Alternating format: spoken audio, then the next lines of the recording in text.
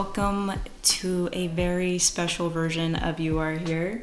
I thought this would be more of like a mini doc, but honestly, at this rate, it looks like it's going to be a full-on documentary. It's pretty long. Let me tell you what you're doing here. So,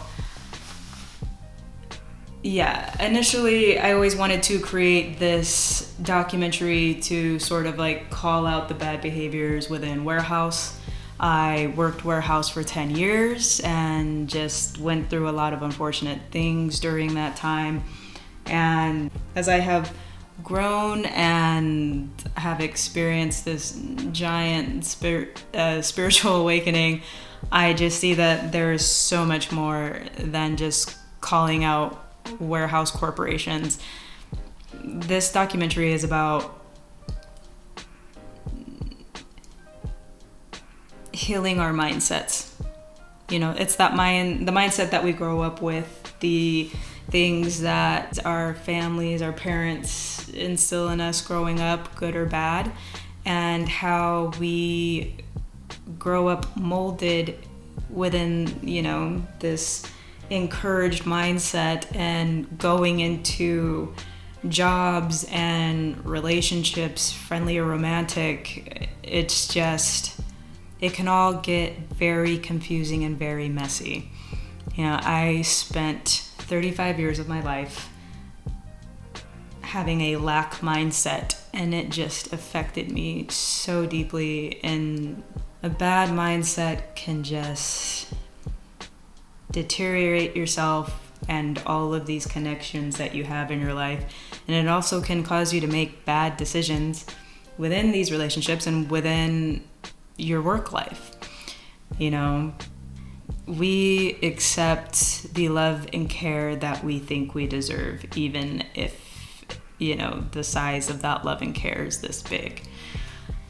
And I have learned this lesson the hard way.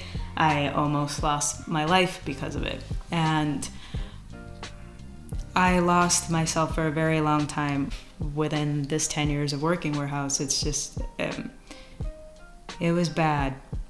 It was a lot of bad. And I want to share these experiences in the hopes of helping others and helping people see the light that, your mindset, your self-love and worth are so much more important than greedy corporations, manipulative friends and romantic partners, and money. Your mindset is so much more important than all of these things. And that has become what this documentary is about. It's not just calling out warehouse, it's calling out all the things that can just deplete you and harm you and make you not want to live in your authentic self. It can make you not want to be here anymore, and that is not okay, because you deserve to be here and you deserve to live in your love and your light just as much as anybody. So that is what I'm doing here. That is what we're talking about. And I hope that sharing some pieces of my life story help anybody going through the same. So let's get into it. Also, I'm gonna say, I know that me, using my voice and opening up my throat chakra is going to piss a lot of people off. And I'm okay with that, because it's my life, it's my story. You were a part of it. You either did me wrong or we did each other wrong. That's life. And we gotta grow and learn from it. And that's what I'm doing here today. I'm not trying to shit on anybody. I'm not trying to call anybody out. I'm just sharing my life experience. And that is what it is. But yeah, let's get into a little bit of how I grew up and how I ended up living within the mindset that I had for 25 years before I started working warehouse. Yeah, bear with me.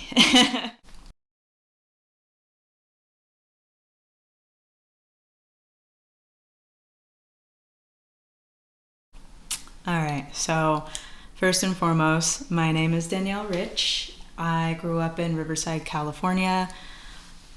Um, I would say, to put it simply, I grew up a painfully shy child. I know a lot of people that have met me after or getting into working warehouse at 25 don't really see that in me, but my family members and people that I went to school with know best that I was painfully shy, almost to the point where people would call me a mute. And it was that intense. I did, you tell 5-year-old me I'd be doing something like this, they'd fucking run away. They wouldn't even laugh at you. They'd just be terrified and be like, hell no. So, yeah. Little me grew up not being instilled with confidence or self-love, and being made to feel that my voice didn't matter. I was afraid to raise my hand in class even though I knew the answers to whatever question, because I was terrified on the off chance that I might be wrong. And I was also terrified of people turning their gaze over and staring at me.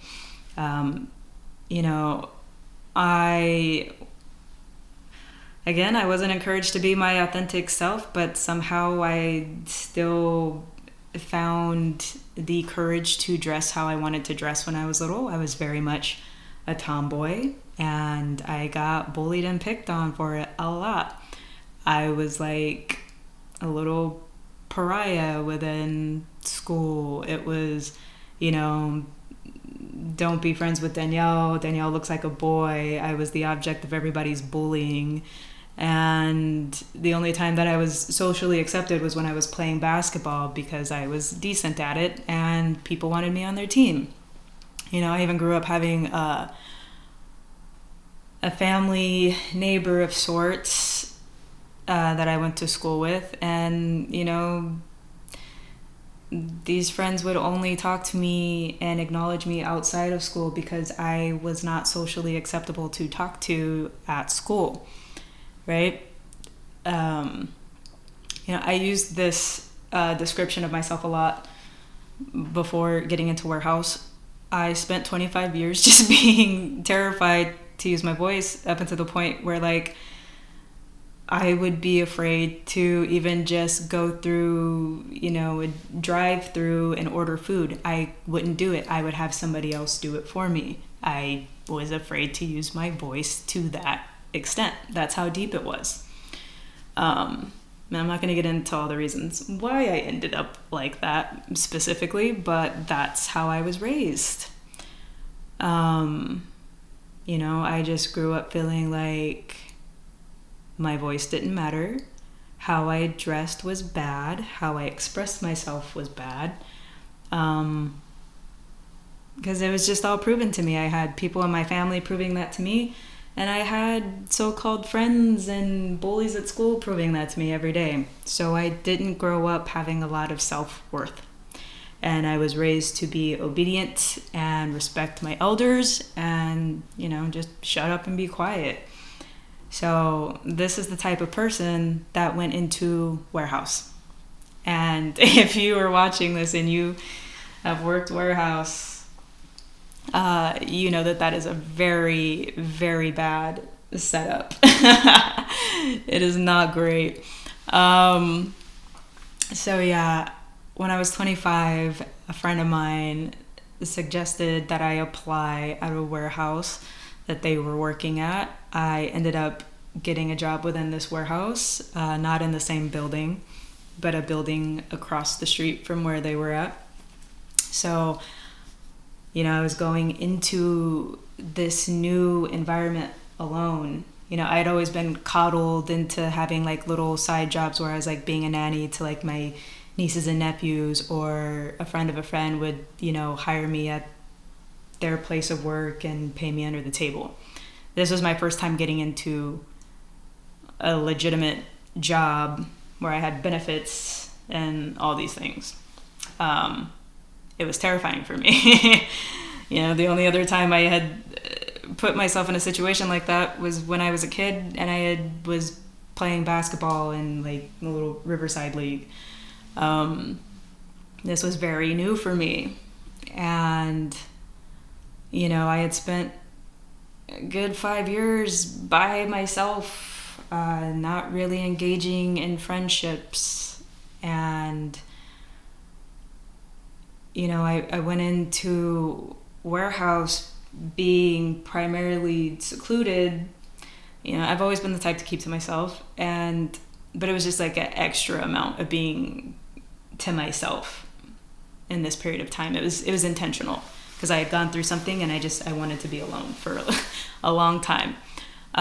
So getting into warehouse was such a culture shock, and I immediately felt like I was back in high school, which, side note, I had maybe after like a year and a half of high school, I had switched to independent study because I was having such a hard time socially.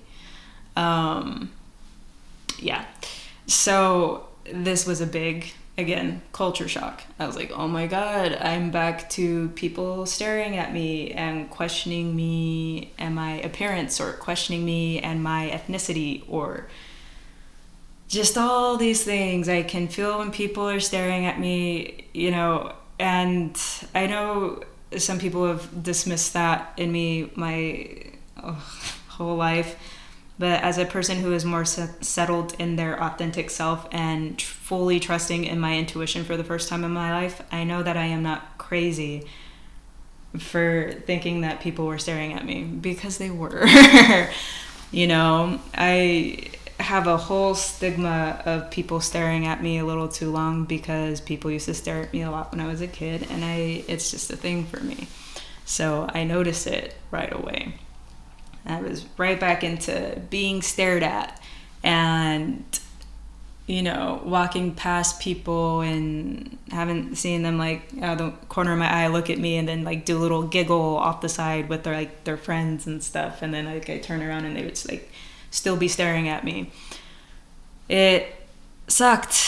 I hated it. And I just extra kept to myself. And yeah, but to backtrack a little bit, I,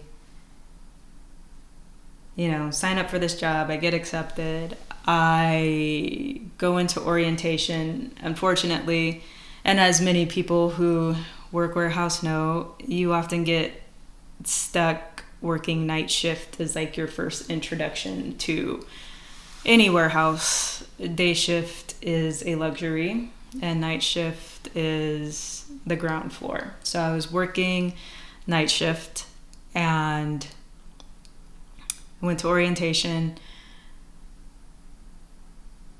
and long story short, it was there was a job function that I didn't like too much.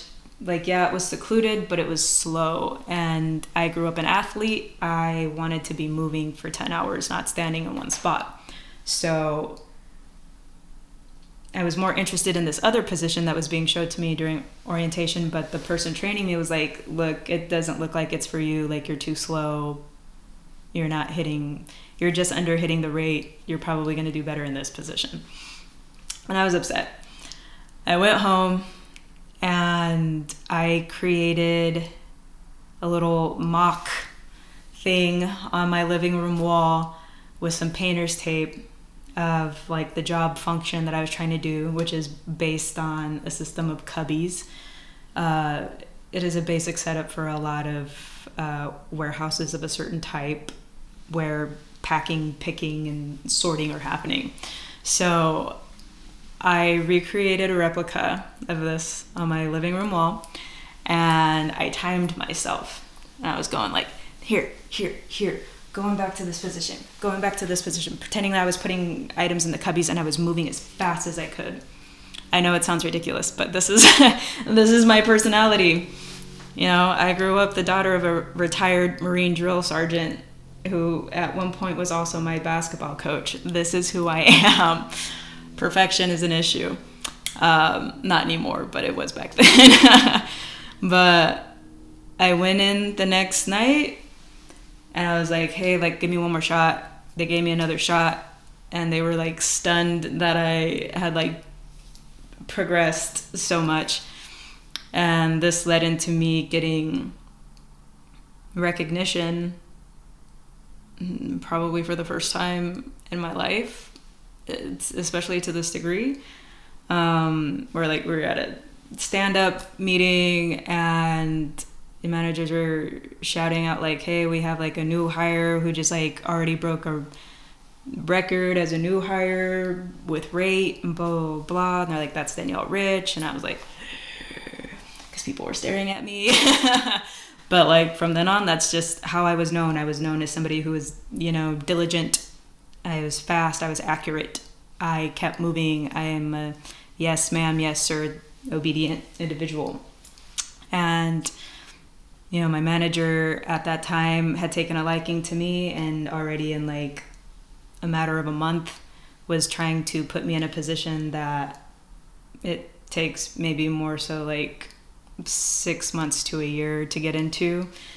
And I chickened out of it because I was scared. I was scared that somebody was paying attention to me and wanting to put me in a position of power of sorts or responsibility. But yeah, it scared me. I backed out of it, but I just continued to work hard and prove myself in that way because it felt good to be recognized for something for once. And I would go home, and I think a lot of people go through this when they first start working, probably any job, but warehouse specifically, this is my field. It's 10 years, it's what I'm more experienced with. So I know like a lot of people that start a new warehouse job oftentimes end up going home and having dreams about the job function that they're doing because you're doing the same repetitive work over and over and over and over and over and over and over and over and over for 10 hours or 8 to 12 hours, depending on what type of warehouse you're working at. And I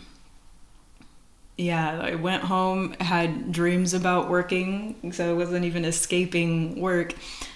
And I would spend my days at home kicking it, watching movies, drinking a little wine before I went to sleep, playing little video games, go to sleep all day, go to work 4 days straight.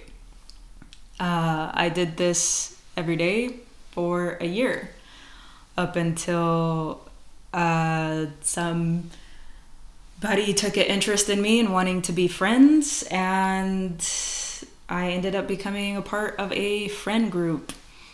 And that was my first time in life becoming a part of a friend group. Like I said, I didn't really have friends growing up. And the few friends that I did have growing up were always like bad kids that were always in detention. So I was still always alone anyway.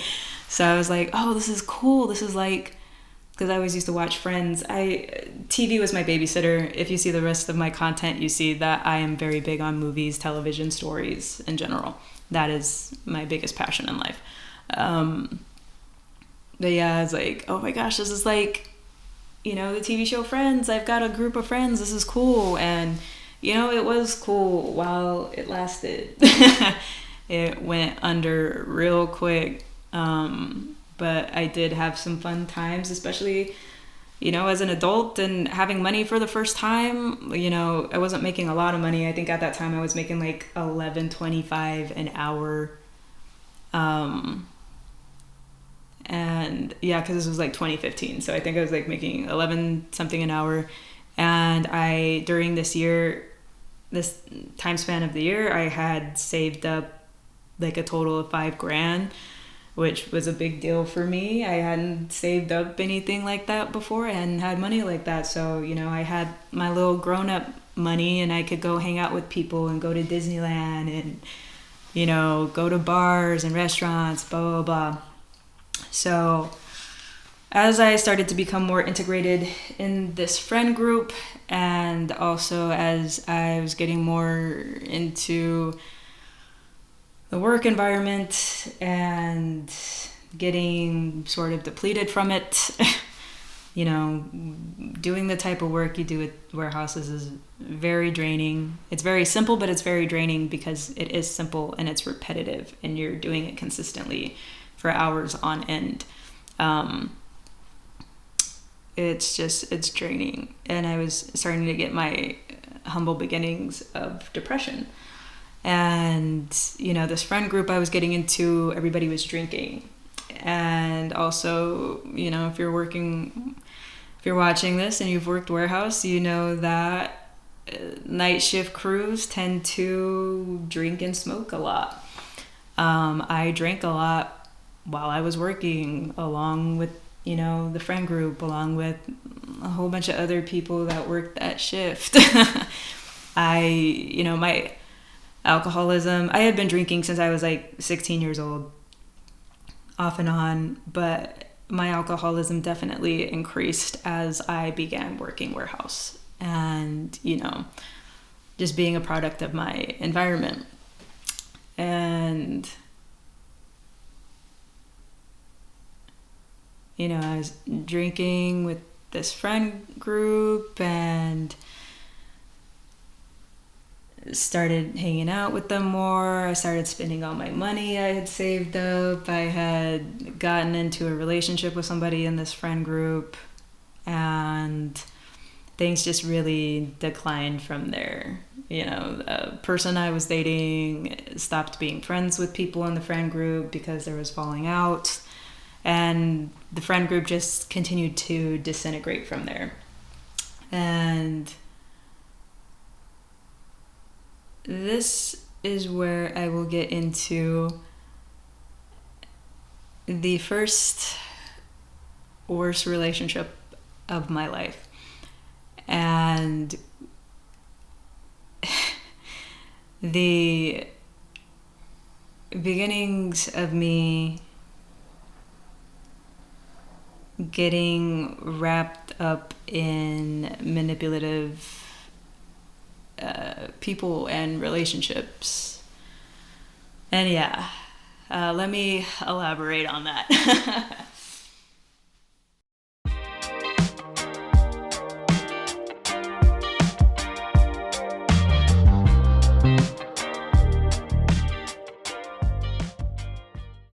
All right, so just some side notes. I'd like to get into some other culture shock aspects of working warehouse. Working warehouse is just so the biggest thing that was a culture shock for me was learning that a lot of people that work warehouse live double lives and have affairs. I was like, oh, okay, maybe this is like where the whole like work wife, work husband term comes from. Like I'd never experienced anything like this in my life. And also I'm not a fan of behavior like that. So it wasn't my first thought in thinking like this is what's going on. Like I remember seeing somebody that had like gotten fired come back and like they were outside and talking to like their person, and I was like, oh, like I was asking somebody, I was like, oh, did she come pick him up or whatever? And you know, like whatever, just some minuscule question. And this person was like, no, like she lives at home with her husband and her 2 kids. I was like, this dude's not her boyfriend? Like, what do you mean? And they were like, no, like, they're just, you know, messing around and stuff. Like, I would see these 2 together all day, every day, holding hands, not hiding the fact that they were in a relationship. And I'm like, oh, they're not even together. They're, like, they're having a full-on affair and just, like, nobody's caring. And then I'm just, like, observing all these other people, you know, I'm just kind of like, well, what about these 2 or these 2? And then like all these other people started getting pointed out to me, and I was like, damn, dude, all these people I walk around, I'm like, oh, they're such a cute couple. It's like they're all fucking around on their spouses. Like, you know, I'm not saying everybody is doing that, but it was like a good amount of people that very much concerned me, where I was like, damn, dude, like this is the environment that's being created here. Like, that's wild to me. It's like, you got the high school culture shock, you got the infidelity going around, and then you're dealing with a bunch of ego trippers who are barely older than you in certain like positions, like being assistant managers, manipulating you, and you know, helping out their friends but not helping you out, and just, it's all high school. It's just all high school grimy, cliquey shit. And it was just very, I don't know, it was gross. It still is gross. I was just very taken aback by that. And then I was even like friends with people that were also participating in that behavior at work, and then just like, you know, and then accepting whatever excuses they were coming up for themselves to justify their actions and stuff, and be like, oh yeah, you're right, and you know, I understand that happened to you and why, you know, you're cheating on your boyfriend. That makes total sense, you know. Because that's just me. I spent a lot of years of my life being gullible and agreeable, to be accepted, to be liked, to not create waves. You know, I may have had my own values, but I wasn't going to put them onto other people. But, you know, I didn't realize at that point in my life that, you know, that I was appropriating this type of behavior in my life, and I was just surrounded by it. Like, like I said, my friends were participating in that behavior. And then come to find out, the person I was dating was participating in that behavior behind my back for many years, which I often ignored my intuition on that. But like, it's just wild. It's, you know, I deduced it down to, you're spending, you know, 40 hours a week, 4 straight days at the very least, working with a bunch of people. You're away from your families. You're not participating in things that you're actually like passionate about. You're working a bullshit job that you hate, and you're drinking all the time. And you know, it's just, people just end up living double lives and become the worst versions of themselves in these environments. And it's crazy and sad to watch. It's just also just very mind-blowing. You know, as you know, like I said, I grew up much more in my solitude than I was engaging with others. You know, I spent a lot of time people watching and learning body language and just observing behavior and observing all the different types of behavior within warehouse is just wild to me.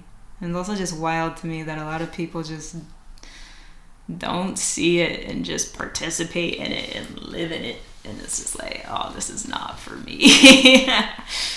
Even though I got stuck in that environment for a very long time, because it just seemed like that was the environment that I was making the most money in. And also my partner preferred for me to be in that environment and working with them in the same building and this, that, and the other. So I just got stuck in this warehouse culture for longer than I would have liked. You know, and you also deal with all this like controlling, manipulative bullshit. Again, like just like the people that I'm saying were in certain positions and catering to their friends and, you know, shitting on anybody else that wasn't their friend and giving them like grimy work or not being helpful. And then these are also the same people that are sleeping with associates that they shouldn't be interacting with in general. You can't even be friends with people when you're in a certain position or certain level working within the company, and they were breaking these rules all the time. There's just a lot of corruption and a lot of nitpicking with rules and stuff, and I think that was just like the start of me kind of learning how to use my voice and to say no to certain things, because I'm all about integrity. And you're coming at me with zero integrity. You're trying to tell me what I can and can't do when I see what you allow yourself to do. Like, nah, I'm not listening to you. I don't respect you. Like, I started becoming more rebellious, and I think it was just kind of this reflection of like my trauma in my life, where I was always just told to accept things and to shut up and blah blah blah, and like that's the environment that I was working in. That's also unfortunately the relationship that I was in.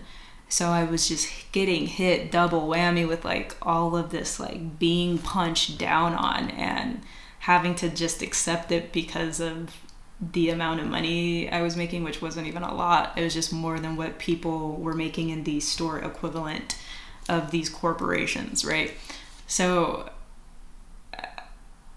I would just break down and be like, this is not worth it, you know? It definitely messes with you. There's just so much contradiction. Like, we weren't allowed to listen to music or have our phones on us or have our have earbuds or whatever. So a lot of us would like sneak and have earbuds and like wear a beanie and stuff and to be able to listen to music, because listening to music helped pass the time and kept us motivated to work. You know, it's like proven in studies that music helps with things like that. And it's just like some weird ass control thing that they would do. Because it's like, oh, you're saying we can't listen to music, but then cut to it's like peak season somewhere and all they do is blast music to help motivate you to work faster. And it's just like, all right, make that shit make sense. But yeah, I just wanted to tap into those aspects because there's not really room for me to incorporate those things within the rest of my story. So I just had to share those things. But yeah. Yeah.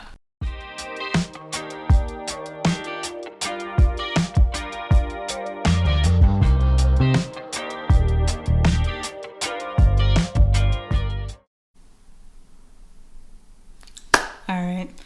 So let's talk about this relationship I was in.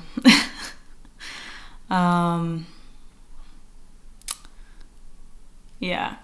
So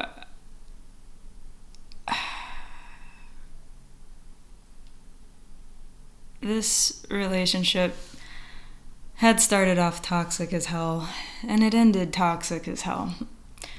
I accepted a lot of erratic behavior in the beginning because I grew up around a lot of erratic behavior. And it was just normal to me. It was normal to me to accept someone's erratic behavior to that degree, and it was also normal for me to be talked down to and belittled. I didn't know any different, and I didn't feel like I deserved any different. This was how I was raised. Like I said, the friend group fell apart And I ended up getting divided between still being friends with people within the friend group and also, dating this person. And I would always get like shit for it if I was engaging and like saying hi just like in passing to somebody from this former friend group, and then that would lead to my partner at the time and intentionally going over to somebody that they knew made me feel like uncomfortable, and they would go flirt with that person right in front of me and like look at me to make sure that I was like watching. And then like later on, we'd be going to like lunch or something, and they'd walk up to me like, oh, hey, like nothing was wrong. Just things that I obviously can see now as manipulative behavior, and just the beginnings of me becoming immersed in a full-blown narcissistic relationship. At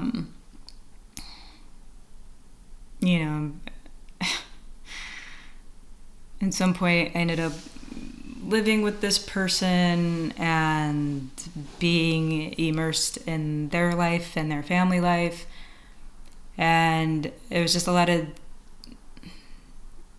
negativity. When you're in a narcissistic or mentally abusive relationship, you hold on to all the good moments because they are very few. And you're just going through each day waiting for those good moments to pop up in a sea of constant drama and downgrading and punishment and seclusion. I ended up at some point like not having friends, or if I did have friends, they were friends that were approved by the person that I was dating, or I was only allowed to engage with like people they were friends with. And if I ever went out somewhere and hung out with somebody, which I would rarely do because I didn't want to deal with the repercussions of going out and coming back home and getting the silent treatment. Anytime I would go out, I would get chastised for it, and then this person would use that as an excuse for them to go out, and they would go out and go do stuff to a whole other degree than what I was doing. Like I was just going to a restaurant with a friend, and they would go out to like a whole other city and stay the night out there and hang out with friends and doing only God knows what, but yeah, it was just a lot of that. And like we would skip work a lot. We would take a lot of VTO. VTO is voluntary time off, and anybody that works warehouse knows as soon as you start taking VTO, it is just a downfall of you can't stop taking it when it's offered because you don't want to be there. You don't want to be there. It's just a shitty environment to be in. You don't want to work, and then you're dealing with this confliction of, you're not going to work and you're not going to work, so you're not making money, and certain things aren't getting paid.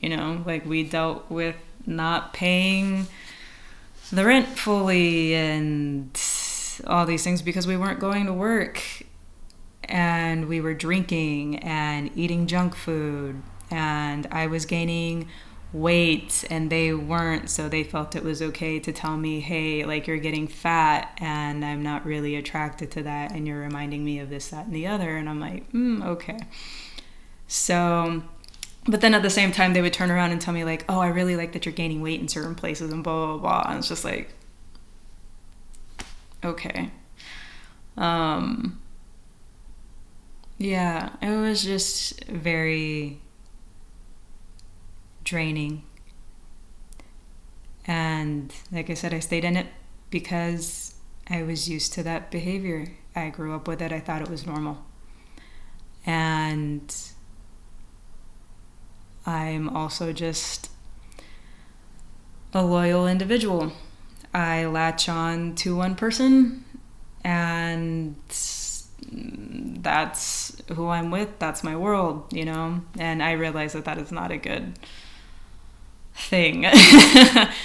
You know, I've grown up a lot since all this, plus other unfortunate happenings. But, you know, that was my life. And plus that was just also what was being encouraged and created for me, because they were secluding me from my family and my friends and making my whole world about them and their needs and their reactions to everything. I was living every day in that relationship walking on eggshells, because this person would always find something to be upset about and would hold whatever they were upset about over my head. And it could be like I didn't have dinner done in time, and that was just like the biggest letdown and disappointment. And then they would give me the silent treatment for the rest of the day. And then, you know, I'd get some half-assed apology, or it would just be like nothing ever happened and we go back to normal and maybe have like a good moment and like go get breakfast and watch a show together or something. And then, you know, that would be my good moments. That would be like, okay, yeah, everything's good. I'm doing good. Like, I'm not making them mad or upsetting them. I'm not breathing wrong, you know? And yeah, it was that consistently for 4 years, and a lot of breaking up and getting back together, breaking up and getting back together, breaking up and getting back together. And every time they would break up with me, I would, you know, be trying to end the tie immediately. I'm like, all right, well, I'm going to come get my stuff, or I'm going to like return your stuff, and like, let's just end this shit. And they would be like, you're being dramatic and blah, blah, blah. And then they'd be like, well, talk to me. And then we would talk, and then we would end up back together. And like looking back on moments like that, I'm like, dude, like every time they would break up with me, I would feel relieved. Like, I'd be a little sad, but I felt relieved. I was like, oh, thank God it's over. You know, like, but I didn't realize that that's what that relief was. That I was happy that it was done. That I felt free, you know? And yeah, it was just a lot of that for 4 to 5 years. 4 years as a couple, and 1 year not a couple, but still me enduring all the same shit. But yeah, I would wake up like towards maybe towards like the last year of the relationship, I would wake up every day wishing that I wasn't here anymore. Every day, never failed. I would wake up with dread, because I knew I had to live another day of walking on eggshells and adhering to somebody's mood swings and gaslighting and love bombing and just all this shit. Nothing I did was right. Ever. I was constantly trying to be perfect and do everything right, because everything I was doing was wrong, apparently. And it was just a lot. And there are other aspects to it that I'm not going to involve. But yeah, I was depressed. I was waking up not wanting to be here. I was drinking a lot, which they would also chastise me for, even though they were drinking just as much as I was. But it was bad when I did it. Intuition-wise, looking back, I think about these moments where they would be looking very sad and serious, and I would be so concerned and shaken, like, oh, you're about to tell me something like really bad, or like, you're gonna break up with me or something. And then they would turn around and say something very minuscule, and I'm like, oh, okay, like, that's not bad. Like, especially like the times they would have like a cold sore or a pimple or something on their face, and they would say it was due to stress, which that does happen. But looking back and seeing how scared they were to address it or talk to me about it, I can safely say that it was a result of them being out and about and cheating on me. And, you know, cut to we leave the warehouse basically together that we started off at, because things were getting really bad. A lot of people did not like the person that I was dating, and as a result of that, I would be punished at work because somebody didn't like them. So like, people who are like assistant managers would pick on us a lot and move us around to areas they knew we didn't like, and just, we had a target on our back.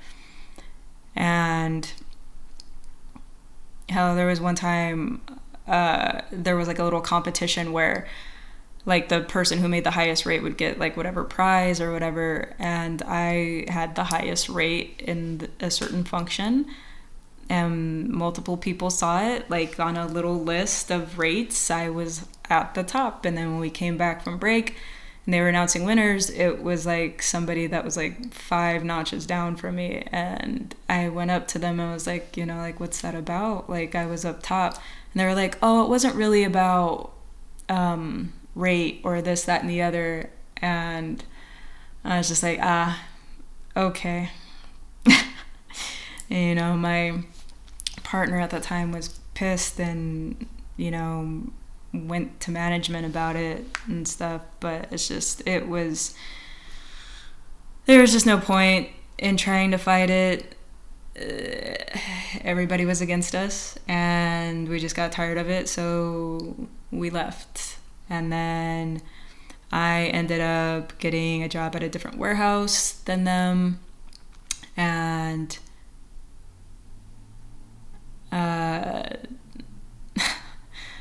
that warehouse, I was a seasonal hire at that warehouse. I was making good money at that warehouse, more than I had ever made anywhere.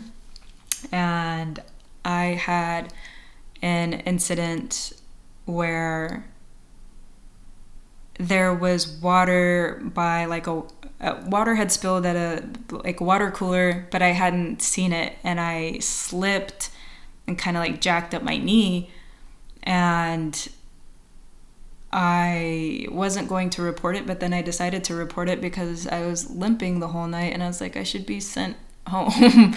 And that whole thing just resulted in a manager driving me to a hospital to get my knee checked out, and all of these things. It's funny because I was hoping I would get sent home, and then I went through that whole process, and by the time that whole process was over, it was at the same time that my shift would have been over. So should have just kept it to myself. They always tell you to report something accident-wise at any warehouse when something happens to you, but in my experience, which you'll hear another experience, it's just never fared well for me, and I think it's best to keep it to myself. I mean, I don't have to deal with that anymore, but it's just, yeah. Cut to a couple months after being a seasonal hire, and I'm in the position that I would be in to get hired full term.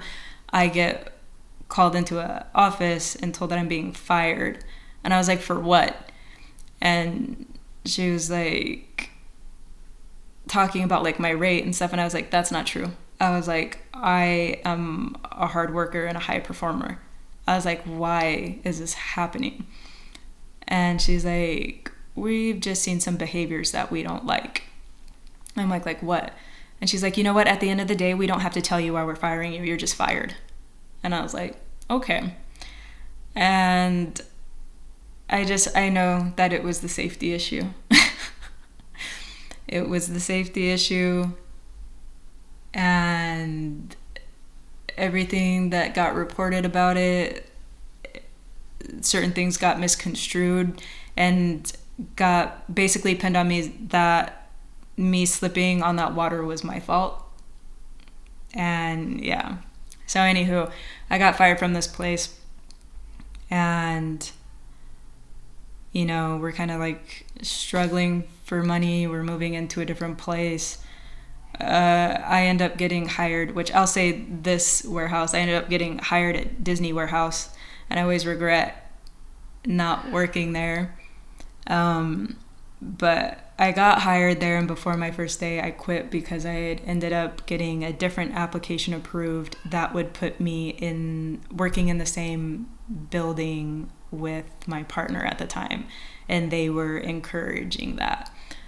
So I dropped the Disney job, go work at this warehouse with my partner. We get put in different departments. I get put in a department that is known to everybody that works there as like a death sentence. You work in that department, you're going to get fired, because the rate was astronomical. It was just, nobody could achieve the rate without cheating or cherry picking, as we call it. Nobody could.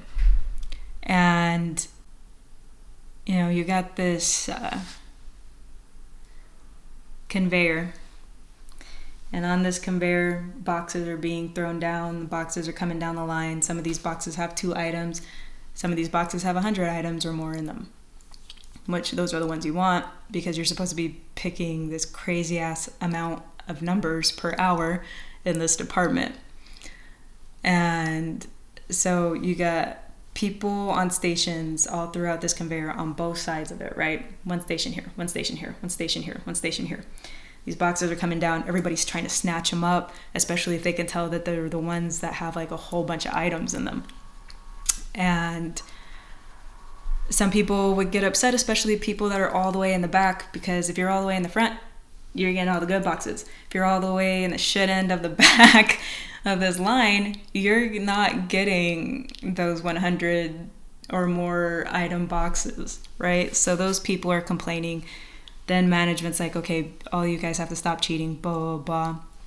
I remember one time a manager was talking about how easy it is to make rate in that department, and she was working with us in the department, and she didn't make rate. She was one of the lowest performers, not making rate. And I saw her little minions giving her boxes with high numbers in them because she wasn't making rate, and then turning around and lying and saying that, you know, she didn't make rate because she was also, you know, managing and working and blah, blah, blah. But the whole point was to prove to us that it's possible to make the rate, and she couldn't even fucking do it. So I had a lot of back and forth with this manager, because I would get so pissed that I'm busting my ass, stressed the fuck out, trying not to lose this job. And I'm constantly just like being picked at for the rate. And I would swear like certain days I was making rate, just to end up hearing like, oh, you didn't make rate. And it would be literally by like 1 to 5%. And I would get written up for it. It was fucking traumatizing, dude. Now that I'm thinking about it, I was stressed every day at work. And hell, even somebody that had been working there for maybe like 4 or more years ended up getting transferred to that department, and they had no idea why, but they were so fucking sad and depressed because they knew that they were going to get fired because nobody can make rate in that fucking department. I was like, damn, that just says everything. And that shortly after that, I was fired. I tried to appeal it. I had a whole bunch of proof, wrote out this whole thing. And one of the managers that I had started with in the very beginning, who did not like me, was on that panel. And shit just did not work out. I got fired just to end up working at a warehouse that I really enjoyed working at for a good while. I think I was there for about 2 years before I encouraged my partner to apply there because they were having a very hard time at their job. And I was like, look, this job is 3/12s and you could get like this one day off to yourself before, you know, other responsibilities that we had otherwise took over throughout that week. And I remember telling some coworkers that, you know, that was the plan and that's what I was encouraging. And they were like, that's really like big of you, and to like sacrifice having time with your partner and saying like they could have that day to themselves and do whatever they want. Like, shouldn't you be like spinning it together? And I remember kind of being like flabbergasted, like, oh, yeah, I guess so. Multiple people told me that. And I couldn't see it because that wasn't the dynamic of our relationship. It was them and their focus and whatever they needed. I just didn't think of it like that. Like, you know, why wouldn't my partner want to spend time with me and have one full day off with me, you know? But anyway, they started working there. We were on opposing shifts. I was working day shift 3/12s, and they were working night shift 3/12s. And, you know, long story short, yeah, this is a long story short. They cheated on me with somebody that I thought I was cool with, and we were still living together, living in an apartment together, and it's just a lot of toxic behavior that I hate that I was a part of. And, you know, I'm going into work. I loved working at this place. I was like 2 years and change into working at this place. I was fond of the community. I had decent like friends and coworkers and stuff, and it was like a chill place, and I was only working 3 days and I had 4 days off. It was awesome. And it all got ruined because I was trying to make somebody else happy, and they came in there and just shit all over everything, right? So they cheat on me, and everybody knows about it. Slowly everybody starts to find out. You know, I'm back to having people like look at me and stare at me a lot. You know, thankfully it was only out of sympathy, but still it wasn't something that I wanted. It wasn't the attention that I wanted. Everybody knew. Hell, they have like TV monitors in this place showing like, because warehouses like to like celebrate certain days, like, you know, how they come up with all these random ass days, like it's donut day, blah, blah, blah. So it's like days like that, and each shift will participate in that, or, you know, they do or they don't, and take pictures. And they would take pictures and put these pictures on monitors throughout the warehouse. And I would always manage to catch through the loop of pictures, you know, my ex with the person they cheated on me with. And I just feel like, are you fucking kidding me? And then, hell, one day I saw them walking down this department, the aisle of a department I was working in, and I just instantly got sick, turned around, and I left. I left work that day entirely. I had only been at work for an hour. And I don't even think I had hours to cover it, but a lot of people had sympathized with me and understood, and some managers had my back on it and stuff, so yeah. But eventually, I, not soon enough at all, cut ties from this relationship. I transferred to another building within the same company, and I ended up, you know, being appreciated there and helping run departments, as I always did unofficially, helping run departments, helping train people as a basic ass paid associate. I always was given a lot of responsibilities because of my work ethic, but I was not paid, accordingly. So, yeah, I transferred to this building. Things are cool for a couple months, I guess. I'm hella depressed. I'm going through like what I call my divorced dad stage. I'm sleeping on a cot in a room that I'm renting through a friend. And I'm using all of my money to buy lottery tickets because I'm like, I need to get the fuck out of here. I need to get out of this company. I need to get out of this state. But yeah, that was the state of mind I was in. I was also drinking a lot, I was just going downhill. But I never let that affect my work. But cut to this one day, I'm working, and another arm example. So say there's a conveyor right here. In this department, we have pallets of boxes of product. We cut open the pallets, cut off the plastic wrap, and we throw the boxes onto the conveyor.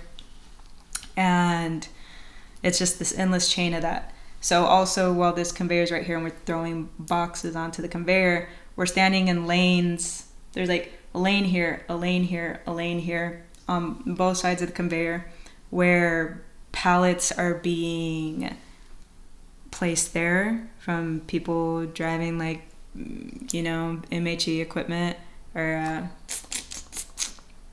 forklifts. So forklifts are putting the pallets with the product on there, and they're stacking them up one behind the other.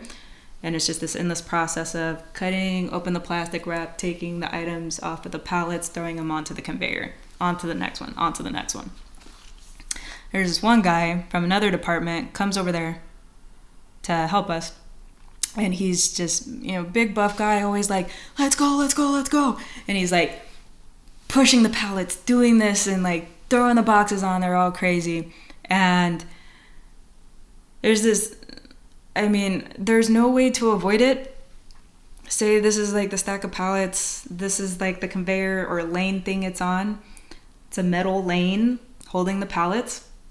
You're going to step 1 foot into this lane, which, safety-wise you're not supposed to do, and 1 foot out of it because you're trying to like get in there and cut stuff open, or you're even trying to like get some like motion to boost and push the pallets ahead if somebody driving wasn't available to do it. Managers would do this. Higher ups of all sorts would do this. We all knew what we had to do to get the job done. And I was in the process of this when this guy had like heavy push these pallets back, hits my head, and fucks up my shoulder. And I'm thinking back to like, the other warehouse I worked at where I reported something, and I was like, nah, I'm not doing it. I ended up telling a friend of mine that worked there about the situation. And no shade to them. We are still friends. I'm not throwing any shade on you, friend. I'm just explaining the situation. I wish I hadn't listened because they were like, you should report it. You have 24 hours to do so. So the next day they had reported the situation for me, and the managers and HR didn't get back to me until like maybe an hour after that 24-hour window had closed. They asked me about everything that happened. This manager kept trying to change my story around because I was involving people that he was like close, like family friends with. And he was like, oh, but so-and-so wasn't there, right? And I was like, no, he was there. Say it by name, first and last. And he's like, kind of like looking at the other person in the room like, oh, damn it, Long story short, I get put on a final write-up because I didn't report it within the 24 hours. Mind you, they didn't call me into the office until after the 24 hours. So that's them taking it as me not reporting it in time. And everybody that was involved that they were cool with didn't get in trouble.